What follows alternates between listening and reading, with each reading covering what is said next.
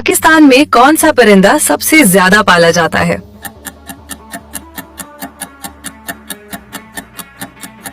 सही जवाब मुर्गी।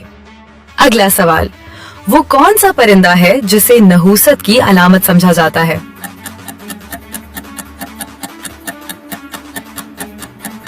सही जवाब उल्लू। अगला सवाल, वो कौन सा परिंदा है जिसका गोश्त सबसे ज्यादा खाया जाता है?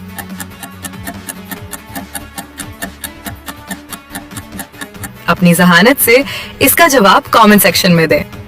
अगला सवाल, वो कौन सा परिंदा है जो उड़ते हुए भी पानी पी सकता है?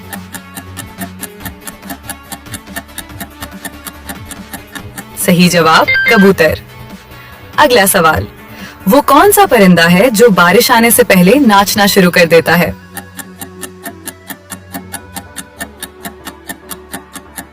सही जवाब मोर।